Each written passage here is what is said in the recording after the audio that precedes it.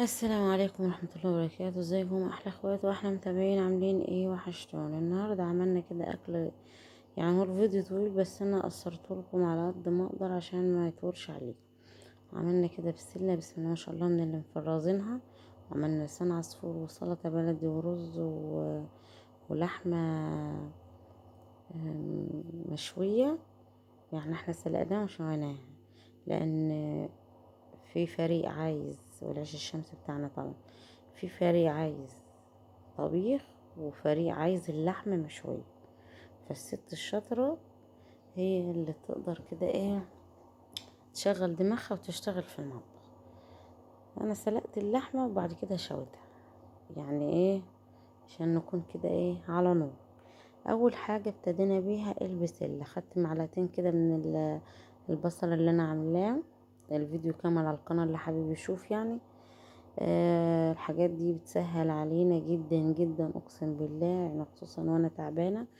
فالحمد لله التفريزات دي بتنفع يا بنات جدا جدا للناس اللي بتنتقد التفريزات، لا بجد بتنفع وبتسهل علينا كتير. خدت كده معلقتين تقلية، ونزلت عليهم بمعلقتين صلصة من اللي احنا مفرزينها برضو. وبعد كده هنزل بطماطم مبشورة مضروبة في الخلاط ومصفيها. المعلقتين الصلصة دول بيدوا التخديعة بتاعة البسلة تسكيرة حلوة جدا. وحطيت هنا في الأول برضو معلقة سكر، بس مش أكتر من كده. هسيب التخديعة معايا كده اتسبكت وخلاص جاهزة. هنزل بمرق الدجاج، بحب أحط في الأكل بتاعي مرقة الدجاج، اللي مش حابب ما يحطش طبعا، بس هي بطعم الأكل. نزلت بكيس بسلة من اللي احنا مفرزينه برضو على القناة، الفيديو موجود يا بنات. اللهم بارك، اقسم بالله احسن من اللي بشتريها. انا رحت اشتريت كيس قبل رمضان ب30 جنيه الكيس، يعني كله جزر واخد وقت في السوا بسم الله ما شاء الله. ال- ال- البسلة اللي احنا مفرزينها ما اخدتش وقت في السوا. كده كانت هنا التغذية اتسبكت، نزلت بالبسلة وهنزل بكام كوبشة شوربة، وهغطيهم واسيبهم كده يستووا مع نفسهم على نار هادية. الاكل اللي على نار هادية بيبقى حلو جدا، وبتسيبيه كده يعيش مع نفسه عشان لو عايزة تعملي حاجة تاني الحلة ما تتلسعش منك او تشيط، وتبقى كده انتي ظبطتي اكل كده. كان هنا البسلة معايا استوت خلاص، كده هطفي عليها وتمام. هندخل على الوصفة التانية. هنا عملت التتبيلة بتاعت اللحمة. عملت كده بصلاية وقرن فلفل وعليهم معلقة سكر برضو على البصلاية عشان تتكرمل.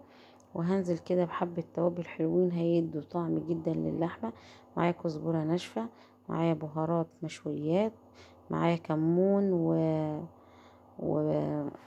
اللهم صل على النبي، وجوز الطيب ولورا مطحونة وحبهان مطحون وكزبرة ناشفة يعني، وكمون وبهارات اللحم او بهارات المشويات والملح والفلفل.